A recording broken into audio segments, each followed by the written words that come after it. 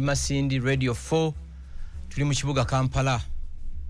Yona gye muli weekend yabagendedde etya oba yabadde nnungi? Be yagendedde obulungi mwebaze Allah.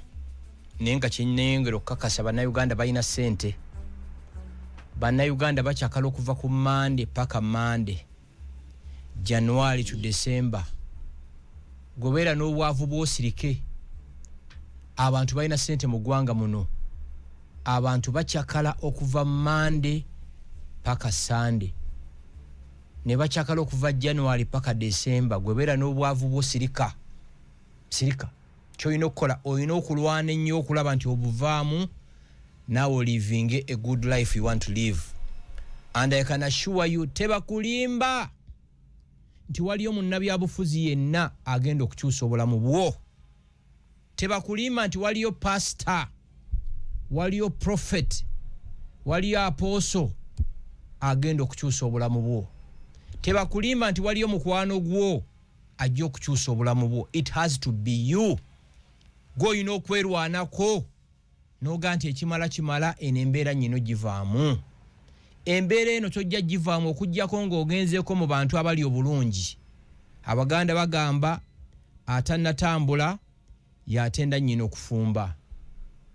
Goyinza okubeera mu kifongoloozo oli w'amaanyi nnyo ne lw'onootambula n'ogendako mu ba ogizi bo ba obizi bo lw'ojja okukakasa nti gw'oli ku ki. Kino nkibagamba. Covertly abantu bali mu kukyusa bulamu bwabwe at an individual level, ku family level ne ku levels endala. Nkino nkiddamu covertly. Covertly mu Luganda kye kintu kibayita mu kisirise. Abantu bali mu kukyusa bulamu bwabwe ba living a better life. Now the question is, goli mu kukyusa bulamu bwo? Program ene entugga kye kyagitandisa. Program ene entugga eri geared at transforming people's lives. Buli muntu okuba nti at least are living a better life. Abantu abasinga mu Uganda oba mu Africa tibagala kubeera ba billionaires. Bagala okuba nga balivinga a simple basic life. Ng'ebintu ebiri emmasi tosolo byetuusaako. Bw'oba nga mu bulamu bwo fridge yo teberanga ng'ejjudde buli kaseera, gw'olina okukola ennyo. Kankikubulire. Bw'obanga fridge ebeeramu kadomola kokka akalimu amazzi akajugumira, olina okukola ennyo nga gye nkomeza. Kino kibagamba. There is a reason lwaki fridge eyo erimu compartments. Nti wano walina kubeerawo kino, walina kubeerawo kino, walina kubeerawo kino. Olina okukola ennyo. Gwe bw'obanga bw'ogenda ku mikolo gyonna egya family, olina okusaba lifuti. Baganda bo olina okukola ennyo. Bw'oba okyalinnya takisi ng'olina diguri, gw'ate olina okukola ennyo. Omuntu oyobeera otya ng'olina diguri okuva e Makerere, okuva e Kyambogo, okuva e Nkumba, okuva Victoria University, n'otuula n'abantu 14 abaakoma mu S4 ne P7 nga gw'olina diguri. Olina okukola ennyo kubanga okusoma kulina kukyusa bulamu bwo. Kino kikugamba. Bw'oba okyali emmere ekika ekimu, olina okukola ennyo. Ekika ekimu kikyentegeeza n'olya ebijanjaalo n'amatooke, n'olya akawunga n'amatooke, nga tikuliko bivaavava birala. Gw'olina okukola ennyo nga gye nkomeza. Akalulu kajja 2026. Kino nkiddamu tebabalimba ti waliyo omuyaayu gw'abannabyabufuzi ogugenda okukolerera. Ekirabo kye mulina okuwa Uganda mwenna abalonzi, temuzza omubaka yenna asusizza emyaka 10 mu parliament. Buli yawezezza 10. Buli mubaka yenna asusizza emyaka 10 temumuwa akalulu. Tebabalimba ti waliyo omubaka ng'abakolerera. Bisanja 2 tebazza. Fulumya. Ebisanja 2 family endala naye ejje eryeko. Kubanga ebyobufuzi byakulya. Kulya pate. Kino nkiddamu. Tebabalimba. Nze bano ababaka mbeera nabo, bakansala mbeera nabo. Omuntu yenna abadde mu office ebisanja 2 emyaka 10 temumuzza. Ekirala temulonda abaana abatali bammwe. Buli omwadde gye bamuzaala. Lubongo yaddayo ewammwe gye bakuzaala tebanadde kwesimba bagala buli muntu yesimbe nga atulaga amalalo g'abazadde be nti gali wano azaalibwe era mu abantu ba wano mu Central we mutugenda tukakasiza entegera yammwe nga mulonze abajega bano mulonde abaana bammwe azaala ekibi akiwongerera bw'ozaala omwana omusiro osikisa banneiba olina kusikisa wuwo mujogeddwa mutya omujega n'ava gy'ava mbumugenda muwa akalulu era bamunaamuwa akalulu ngenda kwongera okubassa wembalabira omanyi mukyamuka nnyo 1971 Amini bwe yawamba Obote abantu abasinga okucelebratinga wano bali bawano 71 omusajja omukulu omutaka n'atuuka n'okuŋŋamba nti abantu bawano bagenda ne ku tanka za Amini waggulu nga bakubira embuutu akikoze temusooka kwetegereza muŋŋome kye mugamba mbu Amini agyeko Obote eyawangangusa Ssaabasajja Edward Muteesa ani yali aduumira amagye ebiseera ebyo yali Idi Amin ne mukyamuka ne mucelebrating Amini ngazze mu 79 abakombozi abali mu General Yoweri Museveni bwe bajjako Idi Amin dada abasinga okucelebratinga abakuba emmuutu okumala omwezi mulamba baali bawano mu Central b'okukyamuukirira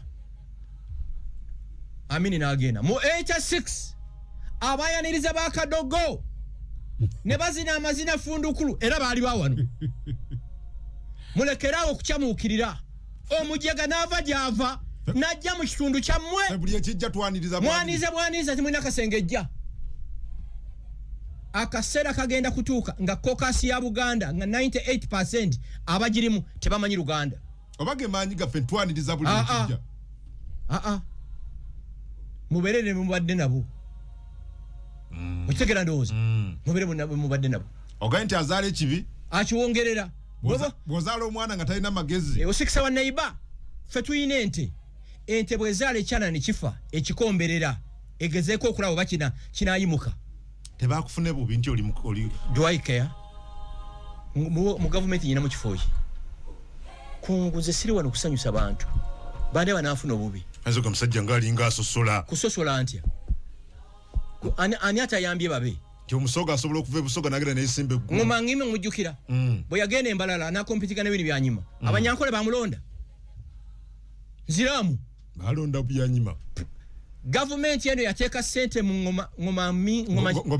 ngoma ngime omusajja omusoga bwe yagenda embalala bamuwa akalulu bawa mwana waabwe Winnie byanyima wano mwe mukyakyamuukirira omuntu famire yaabwe togimanyiiko na myaka 10 oba myaka 5 mu kitundu ng'ogiwa akalulu buzibu ki obulimu ekyo kibi nnyo waliwo move egenda mu maaso ey'okuwiping out a certain region mu politics. Come again? There is a move geared at wiping out a certain community over politics. And it is deliberate. Yes. Kiteke. For Twitter basiru nze nzalibwa Villa Maria.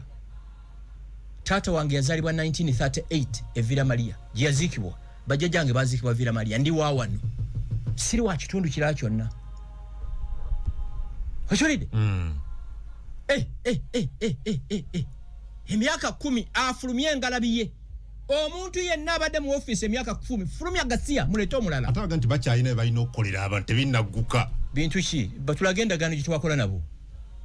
Namboze mu parliament Namboze y'omu ku group ezagamba ngano mbuno amaanyi ga Buganda agatafa tulwanira bya Buganda bandage ya achievement emwe y'emmengo. Nti abantu bebasalawo bebalonda. Fogwaffe babuusa. Train bwebejje kuba engombe bosigala mu kubo bizibu byo yonge kuleka terinda sikuleke kutomera kutomera omubaka afuna milioni 2 eby'emmotoka nga yakalaira mundage abaka batana bagule mulukeze milioni 2 bagula bu primo bagula bu nawe wa milioni 4 za suit za kwambala ayakaingira parliament ana 6 nawe bukadde 3 buli mwezi bwalwala family n'abala ani yajjanja Namboze government ya Uganda mu spending irako over 1.3 billion ne kaagala era okuddayo nayagala okuddayo mubanterezezza omugongo naye omukono gwe gukyali omubi ne tumufungula yaddamu okuwonyera tebabalimba kera wepakasize tebakulimba tiwali omunnabi abufuza kulwanirira kwanze embeera nabo kankubuuze omuntu wakulwanirira asinga ennyumba ye n'agenda mu politics gwe tomanyi asinze manyumba gaabwe waliwo ne yagindeetera ennaku ezo nalajinguza agende mu byobufuzi yes ate bamukubye mu kamyufu ka NRM nene omusimbi ogwatotomose mu kamyufu ka NRM ate akanuupu genda ekawempe olabe ebipande bya nuupu ebiri mu kawempe genda mu nansana olabe ebipande bya nuupu ebiri mu nansana nze ndi mu branding manyi what it means it's costly baba NRM sushabogerako waliwo gwe manyi yaspendinze 3.6 billion makamyufu yes okufuna kadi ya NRM 3.6 billion kubanga mu Western region kasofuna kadi ya NRM olinda kulayira kati Lwasanda alinda kulayira Rwemiyaga Soda alinda kulayira nene gwe manyi Professor Wilbur Engoma nakasike North oyo ne bakyabuliza yayisewa alinda kulayira nabaddeyo banyanyiriza ndeka mu kitundu ekya kulika goli wa Nupu sigenda nawe oyinza bagamba ba Nupu tinzije mboka yafune mu kikube kikompola Professor Wilbur nabaddeyo mu kuziika twafiirida mu muganda waffe Nalongo bazizane Nalongo beba mu Banyarwanda abadde mukwano gwange beba mu kubadde ku kozi y'okulwanya eddembe ly'Abanyarwanda mu Uganda taata we yali mu lutalo lwa President Museveni nafa abadde ngoma side ki nabadde bayitawo maybe mulenge gyotambulayo otuuka mu town noyisaawo mu town mwennyini mwe nabadde ngobulawo katono okutuuka ewa muzeeyi gundi muzeeyi Nyabudozi kafa kuba kayita batya igomero si igomero byammwe ibigomero Kenshande Kinoni kigamona kya Luganda Kasambya oba kibala mali kigambo bwe kityo bangambe nokungamba mbo yosebo waliyoko bakugambe bangambe mbo wakola yirayoko nakulirayo no dala sikole yakemeka yakanga 10 ne nawe otobye n'obulamu banna muntu ovire liye nabadde ne bakwogerako birungi nti waliyo ng'okola emirimu nebisala byali byadde era no fenna tulina gye tuvudde tebakulimba nze okimanyi nasubulako amenvu nakolako mu supermarket era buli mpite nateetaawo twasubulanga amenvu mu vaka ya senior 6 amenvu n'amatooke nga tugaleetaawo enateete so buli muntu alina history we tekiswaza myaka gyadda ate n'omulimu gwe wakola tegwali teguswaza ekituufu nnyo okitegeera bakumanyi bulungi nnyo baŋŋambye omwana waffe batuwuliriza by the way nnyo mboera bo buli ku Mande ne babeera bali mu faamu zaabwe nga balunda nte babeera ne radio okutuwuliriza okutuwuliriza bayitawo Kyambala Kyambala ngoma twabadde abantu bamuziise nnyo naye badde nkusaba tugenda nyalonzanyira eddoboozi lyengenda okuba bye nayogereddeyo bijja tuyamba okushapinga sheno mpozi tudakika meka tugende bulango mwenda so badduga nti tebageza ne batteekayo abantu abasusse ebisanja ebibi totawaana ffe tubeera nabo eno bali mu kujooga tebakulimba mbu waliyo omubaka akulwanirira omubaka yerwanirira ye famire ye nemikwano gye banga webuza atadde mu billion 3 ng'osuubula ki osuubula ki real bogenda zikomyawo otya banga togenze kulya ekisooka bw'oteekamu 3 billion zosooka okujjayo return on investment njagala omuwuli omubaka atadde billion 3 mu kalulu nti wanaabeerawo opportunity ey'okusika sene n'atazisika era azisika ajeezezo ze yateekamu ekyokubiri njagala mu ndage y'omubaka omu eyali obulungi by the way singa wegenzo omanyi nti abantu abali obulungi tebali mu politics abantu abali financially stable tebali mu politics sebyobufuzi kuliya wane Uganda kulimba kuliya nagwe manyi yayingira ne twakyogirako wano yali apangisa rooms bia we Bukotaawo naye mu mwaka gumu yakayingira parliament afunye sente ezigula entinda azimbya apartment azimbya amaka kokomya amaaso ekyanjaawo ate gwe waliwo gwe mmanyi tiyayina suuti mu bulamu bwe. Ayambala nkusuuti. Bwe yayambalanga ekintu ekifaanana suuti ng'ayambala empale ya black ekaddi yesiiwuusi n'ekikooti ekya grey. Atanayingira Parliament. Yes. Bwe yayingira. Ayina apartment blocks 2 ebuziga, ayina ne TV kaakati. Nyina gwe manyi yakyalako awaka ewaffe n'ayingira mu nyolaga bannange buno obulamu naffe tuli butuukamu. Yajja n'engatto tugendo zino nyebweru ng'embwa zazisudde kasasiro nga ziwunya ekivundu. Era mubaka kati mbera yakyuka. Yes. Ani abasindikayo mulekerawo okukyamuukirira. Actually ekirabo Katonda kyayinza okuwa Uganda yeyo parliament ogisibako ekufulu 10 ne bagiggalawo. We don't need that parliament. Okirala omutawaana ogwajja abantu abalonzi ate kati be bali mu parliament. Yedde mu ekinse kiwulire. Abalonzi be bali mu parliament. Abali badde bakiikirirwa kati be bakiikirira. Kati bakirina b'omalwaliro be bali mu theatre abalongoosa abantu. Nga ba senior physicians bali bweru. Babyesonyiwa. Oba kifaananyi kijje bulungi. Abalonzi abantu abali menti okulonda kati be bafuula ababaka be bakansala. Banafunye ekyenkanidde. Tutuuse ku mbeera nti ba senior physician abali badde balongoosa emitima emulago kati bali bweru bakirina be bali ku balwadde baffe mu theatres. Twatuuka tutyawo. 30 years 40 years of NRM. President Museveni mu process y'okuwa abantu emirembe gyavuka mirerembe. Look at the menace in Kampala. Buli omu bwasanze bwavuga. Look at the highways. Tuni abantu bwe bazimba. N'ogula ekifo kyo n'ogamba omanyi wano wengenda okubeera retirement home yange. Ogenda okuddayo ng'omuyaya akuzimbyeko akabanda ke Kamanda. Tani wena okutaningira. Tadduwe kibanda ogamba omanyi project ya sente meka eka ya milioni 2.5 n'ogigula mu 2010. Noga wano. Nja kuwumulira wano Lake Victoria ndi wansi ekisawe ky'entebe kindi wano bwe mbangende Masaka nja kuyita nakawuka bwe manzi je Kampala mpite munyonyo. You get it? Wali very strategic. Boga weekend okwata abaana bo babazukulu bo mubere ku mazzi.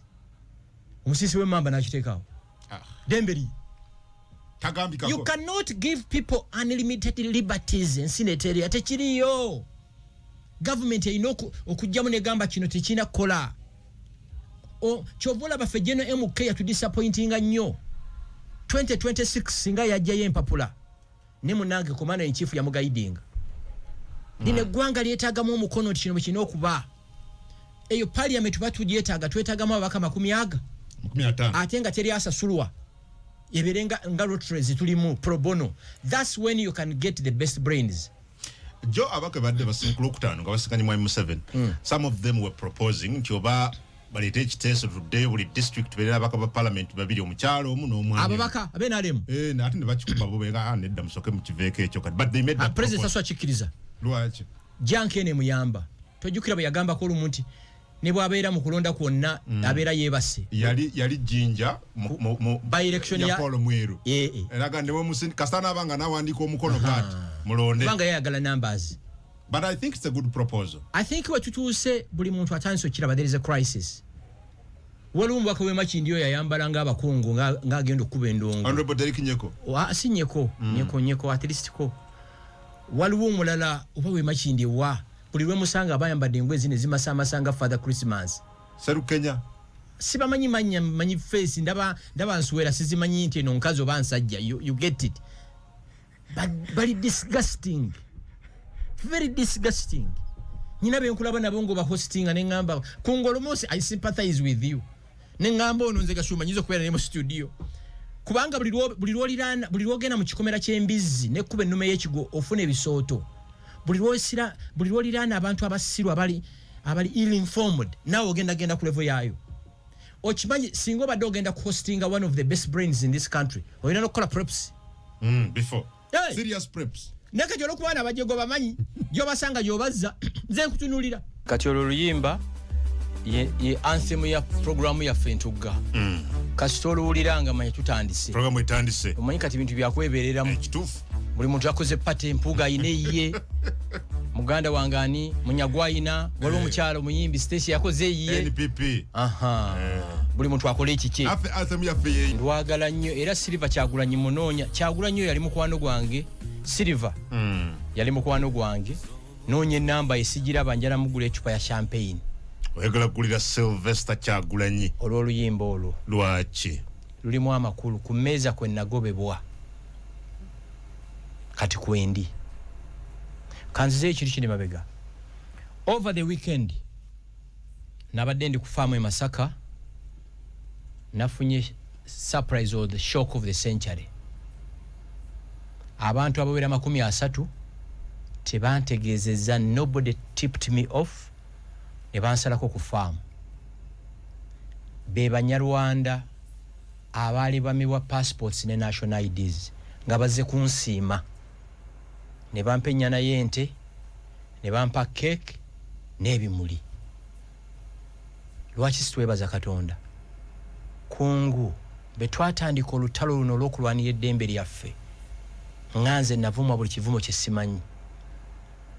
Buli kimu Gashumba balina bye banoonya, beenoonyeza byabwe, ne batuvuma buli kivumo.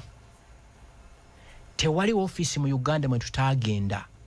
Uganda Human Rights Commission, IGG, Equal Opportunities Commission, former Speaker Jacob Olanya, current Speaker Anita Among, eyafemba y'omumanyi, ne tuwandikira omukulembeze w'eggwanga President Yoweri Museveni, nga tumuwandikidde tumugambye nti tusobeddwa gye tulaga. Namuwandikira nga nnyanga 8 n'addamu ebbaluwa, n'aŋŋamba ensonga yammwe ngisomye, jangu nsisinkane. Ne musinkana for 1 hour and a half, n'aŋŋamba njala okusinkana abakulembeze banno. Ne mbatwala na issuing executive order okugayidinga abantu baweebwa batya national IDs ne passports. Nange intensifying ndabye ku maanyi ga Katonda. Oli mukuwa bujulizi? Mpo obujulizi ndabye ku maanyi ga Katonda, saaga pastor. Olabye ku kisa kya Katonda. Kungutunulira abaana abanaku abatalina mwasirizi, abatalina nsi yonna gye bayita Uganda, abatalina nsi yonna okuggyako Uganda nga nsi yaabwe. Obaggyeko national IDs, obamye passports abagenda okupakasa. Nga bwe tugenda mu kooti nali ntiddemu. Lwaki? Bwe tugenda mu kooti naye gutusalira, kitegeeza tuwedde. Ekirala, bwe tuwaaba mu 2024 omusango ne bagulya mu 2037. What happens ku mwana yagibwako national ID eyamibwa passport yali agenda okupakasa? President Museveni Katonda n'ayita mu ye n'agamba nti no, ensonga y'Abanyarwanda yaggwa mu constitution ya 1995. Abanyarwanda bannayuganda ng'abantu abalala, nti ebintu ebikolebwa aba-immigration it's malice, hate ne discrimination. Ge maanyi ga Katonda. Ffe nga batuvuma Gashumba n'Olunyarwanda lwe si lulungi. Yes, si lulungi, ze nzaalibwa Masaka. Naye atamanyi Lunyarwanda bulungi yaleese liberation y'Abanyarwanda mu Uganda. Oluyimba olwo ndwagala nnyo, nalukuba olumu naluleka nga simwe ne luzanya the entire night. Malaika n'ambuuza n'oluyimba luliko ki? Ne mugamba lulimu message. Mu bulamu bwange emyaka gye nnyina tewali bagenyi baali bansanze ku faamu ne bampa ente ne bampa keke n'ebimuli. Abaze no bamanyi victims, abantu abatandise okuweebwa national IDs ne passports nga bagezezzaako ebbanga lina bifo ne bigaana. Waliwo omwana gwe bayita Robert Kaitare yali Dubai nga apakasa passport nga alina eri nkadde ng'esigaze emyezi 6, n'agamba bakama we ne bamuwa pass leave ya mwezi gumu ajje Uganda afune empya. Olwajje Uganda ne bamugamba eno wagifuna otya, toli mu Uganda. Omwana gwe bazaale bikomansimbi Kaitare tasobola nakubuuza mu Lunyarwanda, ne bamuma passport ejjogo ne bataliko myawo, ne bakansolinga ne national ID ye. N'afuna omulimu ku petrol station wano mu Ndeeba, n'atandika okutunda amafuta. Omulimu ne guggwawo, n'agamba omanyi kantandika okukola mobile money. Agenda okusaba asabe line ezikola mobile money, ne bamugamba toli mu Uganda. Omwana kataafe. Ne tugenda naye wajje n'oggowo oyo n'amugamba agenda wete ebbaluwa okuva ku LC1 paka LC5 zonna n'azireeta ne bamuma passport. Tetugamba tukole kyo. There is no office yetubaddemu nga suli naye era naye yabaddeko. Waliwo omuwala omukyalo balamuyita Mutoni ayala agenda kupakasa. Waliwo gwe bayita Mirembe, abaana abanaku. So Katonda yalaze amaanyi ge. Wulira, ne Katonda yalaze amaanyi ge sinkitwala. Twalwana ku last minute n'aleeta ekitangaala kyemba njagala oyimba ddamu olukube. Oluyimba luli wano. Nange ndwagadde. Gwe lulimu message. Sylvester Kyagulanyi. Lulimu message esirabanga. Okay. katulabe kwe nagobebwa ebbanga litumaze nga tulwaniye eddembe ly'Abanyarwanda tewali bbaluwa gye tuwandikidde President Museveni atagiddamu tekibangawo ate n'abawa solutions n'ekyokukola emmeeza kwe twakola ki twagobebwa emirundi gye tugenze mu State House sigimanyi genda maaso kaakati baatusekerera nze ne Dr. Muganga Bangalambe Bantale Nyandwi Kabagambe Bahati omanyi baki batusekerera tuli Banyarwanda b'omu Buganda bo mu ntegeera yaabwe we are not Banyarwanda omanyi bateekamu kategori bbiri Kyakulaganda n'Abakonyine Kyakulaganda be Banyarwanda Abaganda abaagala nnyo Ssaabasajja Kabaka abamanyi history y'Abanyarwanda n'Abaganda ba Kyakulaganda kati Abakonyine be Banyarwanda abalunzi b'ente beeyisa nnyo ng'Abanyankole be Bakonyine era Abanyarwanda abasinga balina amannya g'Ekinyankole naye nga baki Abanyarwanda kati bo nga balowooza be balina exclusive rights ku nsonga z'Abanyarwanda ffe Bagashumba abazaalibwa e Masaka situli according to them naye nga bonkolako DNA eyange n'eyaabwe n'ey'Abanyamulenge emakinga 10 ku 10 ne batusekerera Olunyalwanda lwaffe lwabiraka biki naye aboogera Olunyalwanda lw'ebiraka olutali lutuufu ensonga bagikoze eki yabalemye obujulizi Silver bali yabalemye mwe mugimu yes obujulizi Silver bwayogera be bantu abawa testimonies okay. Nira mukyala Kisembo webale mukyala Kisembo yalayidde yagenda ku implementing executive order nga bweri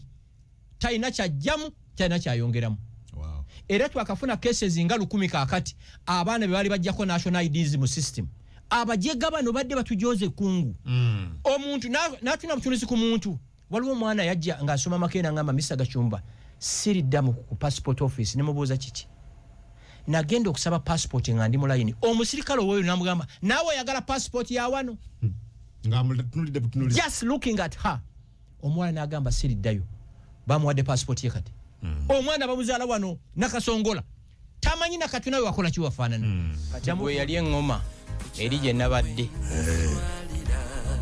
Nakaseke mu ngoma Nakaseke ensi gyekoma wali omanyi nti olifuuka okuba nti buli muntu akumanyi actually nze mbirivinga ndowooza Katonda kyasinga okwagala kwe kulikogonizinga ebirungi byakkoledde lwaki ensi bwetabuka mu mukoowoola omaze funa bizibu bangamba mbu lwaki asooka kugabirira binyonyi mbwe ekinyonyi buli lwe kirya kasooli gwe kitaasize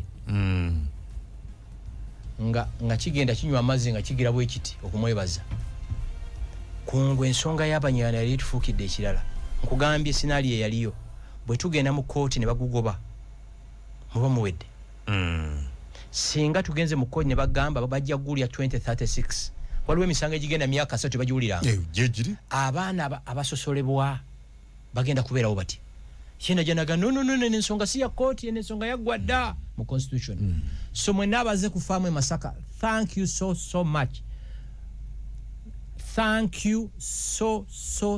much mundaze okunjagala nga ndi mulamu mwampadde ebimuli nga ndi mulamu n'embiraba keeke ne mugimpa n'omwenge ne mugugula ne tugunywa muntegerana mukomye okusiima abantu nga bavudde mu nsi ne mwogera ebitenkanika ku Gashumba ku Kungu nga bwe yali omulamu temwabimulaga ne muleeta ebimuli ebijjuza fuso naye nga yatuuka kuva ku nsi nga tafunye kimuli bw'oba omanye waliwo omuntu aimpactinga obulamu bwo ng'omanye ayagala nnyo kanaire special kamuwe bw'oba omanye ayagala nnyo enkoko gimugulire ye message ekirimu mwebale kunsiima nga nkyali mulamu situjja giving up situina kye twetaaga kiri so special the right to be treated like any other Ugandan ekyo nkimalirize ntwale engoma webale nkutwale engoma egundi gye nkuwadde okay kale batuwuliriza ku Radio 4 Radio 7 ne Radio 8 Mwami Gachumba ono ayogedde nnyo ku ky'engoma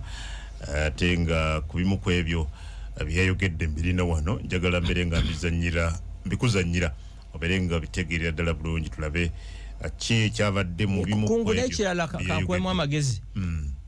Some of us tuli so disappointed mu media houses. Kati radio ngeno giraba oba oyina nnyo okuzannya amaloboozi ag'enjawulo. Kati oluyimba olwala lwozannye lwelusinze mu show. N'abadde talumanya agenda dunoonya lulimu message. Tunulira omwana eyajja e Kampala ng'ozenga usigaalo ng'olwaninga bizinensi yo Katonda aba yakola ki? Yakusitula. Nze sina godfather. Nze kitange yali wa DP 1980. Wemeza wekka. Kitange yali wa DP, yali chairman wa DP mu Kalungu. Owulira? Obote bwe yabba akalulu ye bambi n'ajoyininga kibiina kya gundi kya Kayiira. Nga tamanyi talina network za ba Museveni bwe yawamba mu 86 n'atandika okuwagira NRM. Tewali mu Uganda muno muntu yali ayagala Museveni nga kitange ne NRM. You get it? Fe tuli ba gate crushers. I don't have a relative working in the State House. Mu State House nyina y'abakyala babiri bentwalanga mikwano gyange. Only 2 people. Only 2. Ani nani? Sijja boogera bajja bakuba. Katuzanye abakyala bali babiri bentwalanga mikwano gyange. Otegera ndowooza. Okay. Sina godfather. Wemeza wekka. Sina nze godfather okitegeera. Era nze bwe ndaba omuntu nga yawasa omwana w'omugagga n'azimba nseka n'okuseka. You are nobody. Katuzanye. Ekikufuula ky'oli ye mwana ono gwe wawasa. Omanya lwa nsonga zaffe kulwanirira ddembe lyaffe. Mwenna mukubidde President Museveni engalo si bwe kiri? Teziweze. Bw'oba oli wano nga tokubye engalo tojja kutuuka ku Krismasi.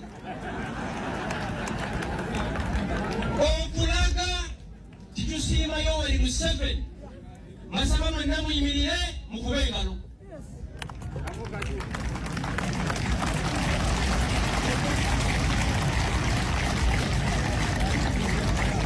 Era bw'oba toyimiridde kapoota kalenga kukuba olemale.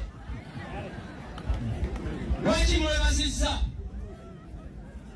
Wabaddewo okusosola mu Uganda okutenkanika ng'Abanyarwanda bannayuganda bamibwa national IDs ne passports.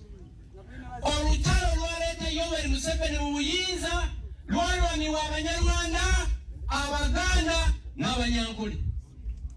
Okutusosola yakimazeewo. Era nze Kashumba sina kyenjagaza Yoweri. Masaba kimu, oba oli mulwadde, oba oli mulema, kwolwo olunaku genda olondesa abalwanyi. Ekifembayo mu abanene abali mu gavumenti mulekerawo okwesitula. Tewali muntu amanyi banaku nga Yoweri. Taliyo. Era abasaasidde bw'aligenda. Lwaki?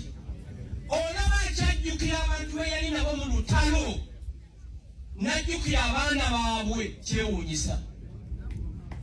Abanene mu gavumenti baŋŋamba ennaku ezo atuuka n'akugamba nti genda onoonye famire ya gundi eŋŋoma banyamba in 1972 olonde omwana waabwe omufuule minisita oba RDC.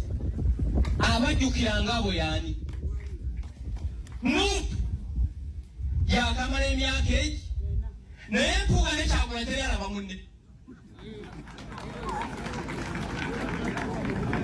Nalabye Prime Minister Emeritus Ruhakana Rugunda n'Amama Mbabazi bali ku mmeeza ki? Mmwe ab'eŋŋoma temuzannyira mu buyinza ne bubava mu ngalo. Kino nkibaga.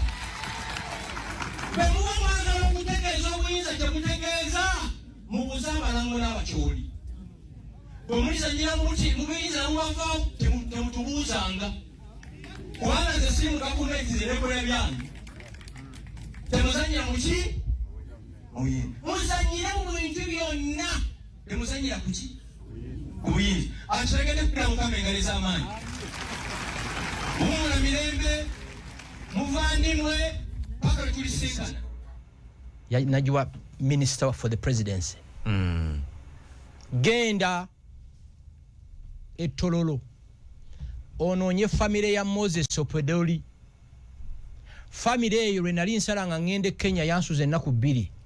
Mu famire yayo muggyemu omwana omu afuuke RDC. Genda Luweero. Onoonye famire ya Gundi. Famire eyo taata w'abaana abo yanambuza yanscoutingiranga mu Luweero.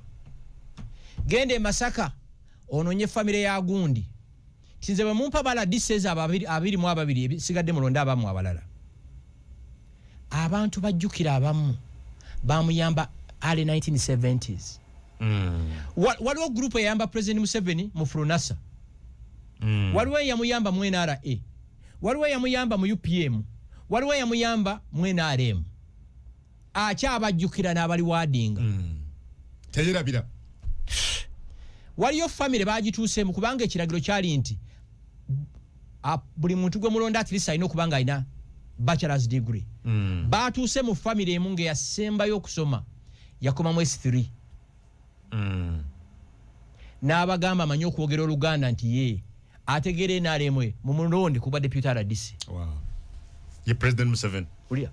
Naye Kyagulanyi n'Empuuga abanda ya Nakalama ekibiina kyabwe the purported party tena kweza myaka ena Kyagulanyi bwatuuka ku mukolo tayanjula Mpuuga nakirabye wono ekibuli ku matikira tayanjula ki yamwanjudde era yayanjudde abalala naye nti yamulabye yamulabye katwashuminge eti yamulabye then abakoze ku nteekateeka y'okutuuza abantu bakoze ensobi kubanga Mpuuga oba omwagala oba tomwagala nayefuzi w'amaanyi mu ggwanga no abadde leader si w'amaanyi abadde leader opposition si w'amaanyi Mpuuga no byawukana byanjawulo nnyo titles abadde leader opposition ne si w'amaanyi nga bwe mbadde si w'amaanyi Mpuuga si w'amaanyi tebakulimba Mpuuga is an ordinary man like any other person yali mubaka that's it ekyamulinyisako kubeera leader opposition that's it kemazima kati olinza nk'okungamba kiringa omuntu abeera minister tayite emufuula waggulu kasaba gimujjako ngaddayoko ffe tubeera nabo baminister ng'alwana wakutuula talina wakutuula ate bagashumba tabango baminister nga bawaddewo okutuula byanjawulo nnyo nnyo nno tayite eri kati gwe kungu oli w'amaanyi kubanga okola ku radio ne TV enkya emirimu ne giggwawo bakuyitako ku street nga tebakubuuzizza abantu they are in love with your title they respect your not you kati nze ate mmalayo ebyo byonna kwa sibiina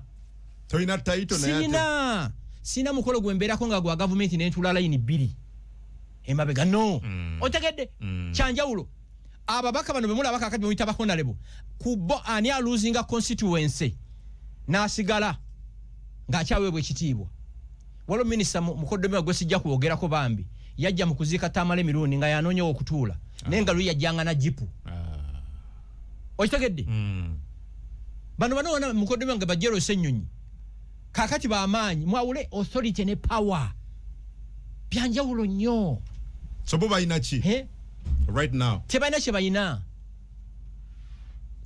apart from the titles tebayina title kase kujiwako be pa amanyi badde Uganda ne kuba obufaananyi ku baali babaka ba parliament kati mutuufu kituufu kasita baava mu parliament they are completely nothing never minister President Museveni akuwa Kambuleera n'akufuula minister n'akufuula commissioner newejaga n'akufuula CDF n'olinya ku buli muntu yenna n'akufuula IGP n'akufuula commissioner of prisons kasaabi kujjako you become a nobody so show me one Rebecca Kadaga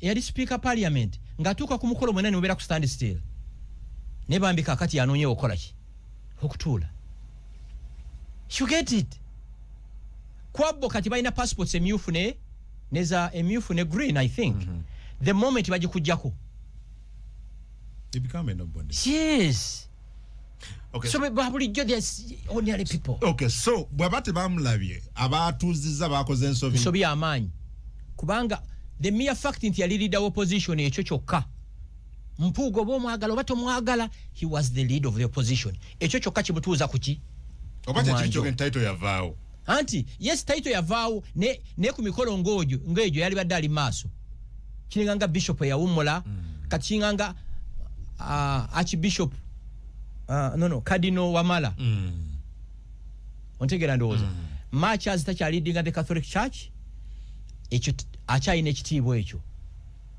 naye bimanyi ebyaffe by'ekikatoliki omuntu wafuukira bishop ala nga kuŋŋuntako n'akakoze ekyo so kyengezaako balaga Museveni oba akyasobola okujjukira abantu beeri nabo mu 70s ate gwe bano bakolako nabo kabwanangu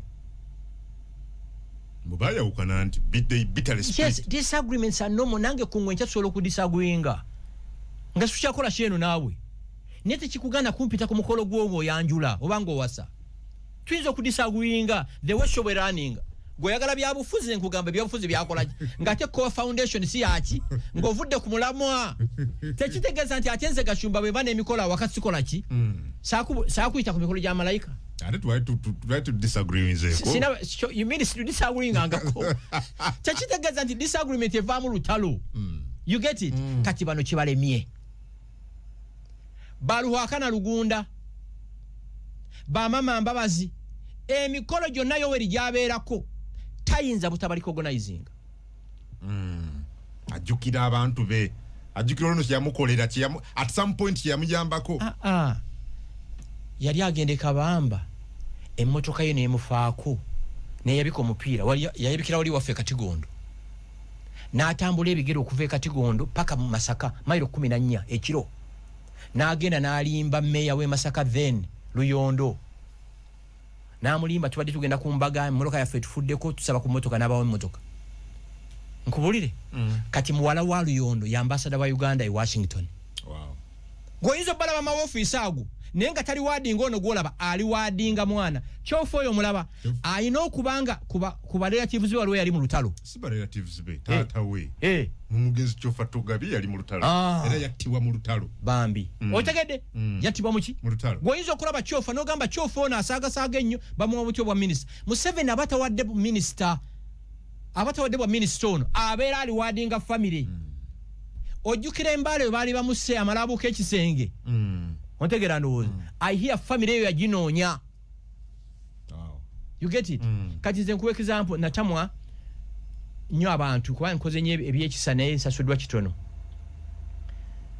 Waliwo mukwano gwange namukunyumiza Okyaya yanyamba nnyo Okyaya n'afa kati nyina mutabani we gwempeerera siweerera ono mpeerera ani Okyaya waliwo mulala waliwo Prosim yafa kansa nyina abaana be babiri bempeerera siweerera bano nsasula ani mugenzi Prosim. You get it?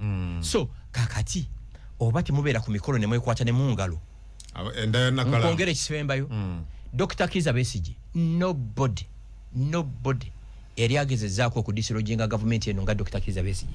Museveni we yamusanga na mugongo yakola ki mukusaba Museveni yava mu watu n'alumba Besigye n'amukwata mu ngalo. You get it? Byobufuzi by'abantu abali civilized nebana bajaga bamu kyekyo adogamba abengoma because of ebintu biri bisatu kyo kimu bagenti bakoleki president ajukira kyotandise na ajukira kubanga bazizane president yasasude milioni 6 mu kuziika kwe nawereza ne PS Yunus Kakande najja nambogo ga milioni 10 itegera kati nemba gamba nti bwe muzanyira mu buyinza ne bubavaako abasinga temukimanyi Museveni tajjanga ko Obote no Obote was overthrown by Lutwa. Titokero Lutwa. Disagreement yaliwo mu Bacholi n'abalango. Siba kiri? Abacholi ne bajjako omulango Obote. Ne kyanguyira NRA. Actually Museveni akugamba. Yali takimanyi nti basobola okumala emyaka 5 ne bajjako gavumenti. Yali asubiranga ebya Mozambique ebya Samora Machel. Myaka 2. So disagreement yali mu Mbacholi n'abalango. Yes, yavaako ki. So namwe abali mu buyinza bwe mukizanyiramu ne kibava mu ngalo muli kiwulira. Let me have it again. Kampuliriza katono. Teziweze. Bw'oli wano tokubya engalo tojja kutuuka ku Christmas. Okulaga titusiima Yoweri Museveni. Masaba mwenna muyimirire mukube engalo.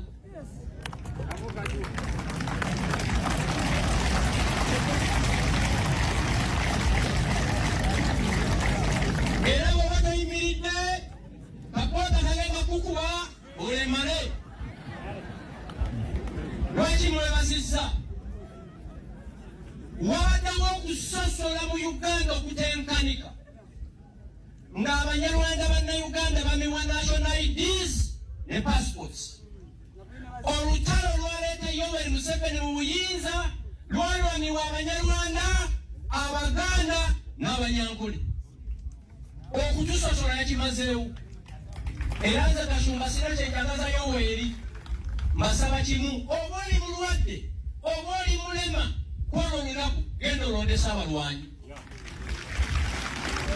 Ekifembayo mwe abanene abali mu gavumenti mulekerawo okwesitula. Tewali muntu amanyi banaku nga Yoweri, taliyo. Era Kasaside bw'aligenda lwaki olaba akyajjukira abantu be yali nabo mu lutalo n'ajjukira abaana baabwe, kyewuunyisa. Abanene mu gavumenti baŋŋamba ennaku ezo, atuuka n'akugamba nti genda onoonye famire ya gundi eŋŋoma banyamba in 1972 olonde omwana waabwe omufuule minisita oba RDC. Abajjukiranga bwe yani Nuupu yakamala emyaka egi naye Mpuuga ne Kyagulanyi teri alaba munne. Nalabye Prime Minister Emeritus Ruhakana Rugunda n'Amama Mbabazi bali ku meeza ki? Mwe ab'eŋŋoma temuzannyira mu buyinza ne bubava mu ngalo. Kino nkibaka.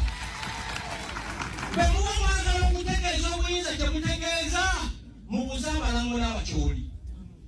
Bwe mulizannyira mu buyinza ne mubavaamu temutubuuzanga.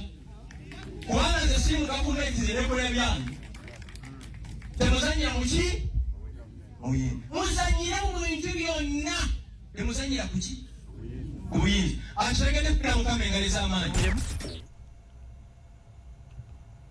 President ate kino kankyogere, and I don't care losing you friends. Abakwatiridde ye Yoweri. Sikitegeera ekyo kyoyo. Muwulire Museveni ne banna 27 ne bagenda mu nsiko ne balwana, mwe muli ba President Paul Kagame. Actually kino nakyo kambere ku record mu nsi yonna abantu babiri bensinga okutya n'okurespectinga ye Yoweri Museveni ne President Kagame oyo. Lwaki? Kumanyi kitegeeza oconceiving idea nti ojjako gavumenti n'olumba Kabamba barracks kungo ne batugamba nti tulumbe ka police post yawo bwe tufulumira wano oyinza okumbulako nga sikulaba misinde gyentwala. Ntayi sesembereza. Ne bagenda mu nsiko emyaka 5 ne bakwata obuyinza. Bakugamba olutalo lwali mu Museveni ebiseera bisinga tiyabeerangayo. He was all over mobilizing resources. It was General Salim Saleh ne General Fred Rwejema abakube mundu wano abakomandinganga. Ate bakugamba abali munda nti Rwejema bwabati yali number 1 yali number 2 mu lutalo okuwamba wano. Those abaliyo kubanga I've interacted with many. Bakugamba olutalo lwalwana Fred Rwejema ne General Salim Saleh. Museveni was all over mobilizing. Actually no kuwamba Obote lutwo kuwamba Obote President Museveni yali Sweden tiyali mundu weero. Owulira? Kagame and group ne Rwejema boti baberangako mu Uganda nga bamanyi bana Uganda. Baberanga mu Uganda nga bamanyi they are refugees. One day tuguse kino today waffe. Era be bawa ba 86. It took them 4 years to mobilize themselves. Ne balumba Rwanda. Unfortunately kunako lwasooka Fred Rwejema natibwa. President Kagame yali mu America ku course. Nasala amagezi n'akomawo na taking over. At the age of 33 years. Na commanding RPF. Ne wamba Kigali. Oyo muzanyisa. Omuzanyisa. Ne mukube mundu ne mujijje Luweero. Ne muwamba Kampala. Ne mujijje Kampala. Ne muwamba Kigali. Ne mujijje Kigali ne muwamba Kinshasa. Oyo muzanyisa. Taba mwangu. Kakati. Oba Museveni ne Kagame ne Rwejema bawamba Kampala. Mwabali mu buyinza mwe batabani baba Museveni. Batabani baba n'abanene abali mu nsiko. Museveni abawadde emyaka 4 nga baleyingira foundation bwafa n'ava ku nsi eggwanga ne balema mwekwasaani. Museveni with no relative, with no resources yawamba obuyinza. Ontegedde point eyo. Ne bawamba obuyinza mu 86. Mwe n'abeera president for 40 years. N'abatwala ni in the best military schools in the world. N'abatwala in the best business schools in the world. N'abatwala in the best management schools in the world. Muliye kwasa ki? Era nze kyensabirira Saabalwanyi akaddiwe owulira afe aziikibwe mu kitiibwa kye ebiddirira nga agenze temuli mwekwasa ogugwagukoze kikyatabawadde somero ki mwatabatutte limbulire exposure kigyatabawadde 40 years basobola okubizanyisa ne bako beba bizanyiramu byabwe beba bizanyiramu eze motoka zonna bajazi bajjako anti government kasite ekyuka buli kimu kikyuka kyenadde ngamba abaawa ab'engoma very simple omukisa bakwata obubi ate nyo kyendabye nti Gashumba starts campaigning from 7 natandise wasimbudde nasimbudde fe twatandise nakugamba abantu balonda for interests abavubi batugamba akuwa gwowa owa abeerawo natandise era sikiriguleetinga at all natandise Yoweri gwe nonyeza akalulu sinonyeza mulala amanye naku president kigo wandikira nakuddamu munnaku nnyazokka oba oliawo nakuba essimu executive order bagiimplementinze ekyalina mu obuzibu osanga just a fake state minister nosanga ka minister nosanga ka commissioner nga kalinga ka katonda nga bonna yabafuula kino yani nakuyimizako solo yakuba simu emirundi ena nga alina omuntu gwanoonya watunyumiza wano kumpewo you get it amanye abanaku ontegeera ne bakuba simu tugezeyo nawe wazeerabidde ne baddamu ne bakuba niyo wano oyinza okunoonya minisita noga kino kiki nosanga just ka RPC ka DPC ka commissioner ka director ka police nga kalinga ka katonda ng'ate bonna bali kye bali lwono so mukizanyiremu kigwe balina kukinyweza bunyweza abamu bajja kweweeka ku migongo gya mbuzi nga badduka mu ggwanga muno okuzanyiramu otegeeza mwabali kankusese omanyi ekitegezo mwabali bafumbisa enku kati nga mufumbisa pressure cookers okuzanyiramu otegeeza ki obuta taking over nga Yoweri agenze they have to be ready to take over anytime they have to be sober nze abasajja babiri Kagame ne Museveni mbatya very sober tibanywa all the time babira batemya bagamba Kagame ekintu kyasinga oku mu lwasuza obubi nga tafunye information intelligence gathering you get it kuba kugambira lwe balumba Kabamba he was among the few who were armed with a pistol mutegera ndoza nava mu America nasala amagezi na joining RPF nakyusa strategy yonna bine byokukuba mbu tukube paka Kigali lumbu tebijja kusoboka kiyekera 4 years ne bawamba obuyinza a transforming Kigali ekyuse Rwanda is a success story Rwanda ne South Sudan eriwe singo bugagga South Sudan eriwe singo okwegombusa abantu Rwanda you get it kati abana ba Kagame generation ya Kagame ngeremwa yo gwagukoze yes kiringanga bana abasajja bambi abalina mu ku sente wano abatasoma bana abasajja bomu kikuba batasoma baweredde abana babwe masomero gonna kitawa atasoma nalika empire mwene mukisanyawo emyaka 5 nga byalina byonna tewakyali waloni bye batunda kati kyengezako kulaga kitamu abatute in the best schools ever mule bamutyale gaseyo jiraninga nakino bwe kiri bana abana babanene bali badde bakola 24 hours ekitu kinywezeza tutya kubanga obuyinza baga bukwate bunyweze tota bulemere Besigye bwe yageza akokuleta demokrasia mu FDC eriwa amuga genda osolo kogera ku FDC njogera ku Besigye njagala otunulira omusajja Besigye eyali muhagakani nga musomesa nga doctor n'agenda mu nsiko bamanya Mushega yali London School of Economics ng'akola masters n'addukayo kayihula the same abasajja batinyefu zaabo abasajja bajja n'omugisha muntu batu mukunde babiralo olwamala okukola paper yabwe esemba ye Makere ne balumba ensiko nze bwe ntunulira emyaka gyaba tumukunde bajimu muhwezi balwejema n'entuna n'abavubuka ennaku zino nk'aba amaziga ninga kino kiki you get it lwache bali bagezi nnyo leadership waliwo batunyumiza nti waliwo amagye g'obote gakuba NRA mbugaji kuba ne gaji wiping out President Museveni yasangibwa ali Sweden Rwejema namucommunicatingira nti batukubye bubi nnyo President namugaa nti omanyi olutalo luganyi buli mwana mugamba addeyo gye yava Rwejema namugamba ffe ate abatalina gye twava bakugamba mbu Rwejema yakuba emmundu okuwamba Kasese eyo Fort Potro ekitabangawo ngwera okumanya Rwejema gy'oleete General Rweiso wano kyova Rwejema mu Banyarwanda alinganga Yesu mu Banyarwanda buli Munyarwanda gyali abutendereza teri Munyarwanda atayagala Rwejema taliyo oyo Fred Rwejema leeta na Rweiso wano General Rweiso abasirikale bonna abali lwe bakugamba nti otalo bwabati yali number 1 yali number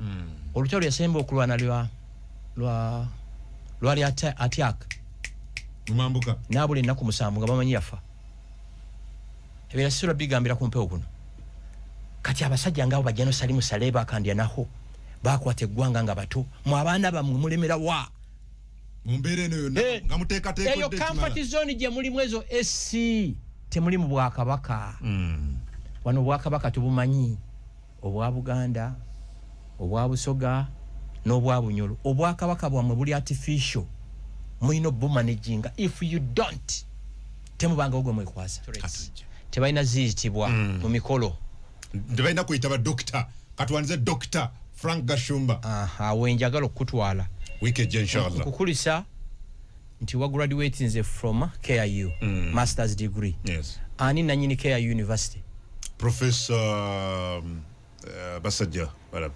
University agisomerawa kungu asomedde mu University y'abasajja Balaba ne basajja Balaba ani gwe tulina okuhonalinga ennyo ataddewo institution nanga agiyiseemu yes ataddewo institution ewadde abakozi abawera akasanvu omusaala ewe musolo akyusiza obulamu bw'abantu ani ku mukolo gwe tusaana tuyimirire ng'atuuse kati tukirekeddemu abatuuliriza omwana agenze Makere n'asoma doctorate omwana agenze KIU n'afuna doctorate n'omusajja Basajja Balaba yakoma mu senior 6 Haji Basajja Balaba yakoma mu senior 6 abakyakulabirako mpakyakulabirako yakoma mu senior 6 n'akola university buli mwaka graduating abaana bawera omutwalo ewa abantu abawera akasanvu omusaala buli mwezi ani gwe tusaana okuyimirira nga boogedde erinnya lye Sudiru Pareria naye ku example atagenda nga mu university n'akola Victoria University ayina company ziwera 20 yemployinga bana Uganda basoba mu 114 awo omusolo ogutamanyiddwa bungi owulira ani gwe tusaana okuyimirira nga boogedde erinnya lye omwana yasoma n'afuna doctorate oba yatandika university nga tiyasoma otujja kutandikira weekend bwe munaakakuuma ne muwangula jangu ku faamu otwalemu ente gy'oyagala ulira nene guno mukisana kangu mutese nabo ziremu nkyogero ntinze kama kwogera kulw'obukadde n'obukadde bw'abana Uganda abanyigirizibwa ngenda kwesa ulira tova kulinda kuganya Museveni ate tumuwangule mu kulonda okujja nagenda okwesima okuba president nga akkiriza bakanda b'enaale mu bamutegekera okulonda ajja kuba the celebrated fool of the 21st century ebyo wanya byogera ne mukwano gwe Rutamaguzi akugamba nti omuntu yenna agenda okwetaba mu kalulu akajja akategekeddwa Yoweri Museveni agenda kubeera the celebrated fool of the century ulira omulala kyagulanyi bw'aba tukulembera enkya tulwane ejja kumuba emabega bw'aba tukulembera tugende wa byabakama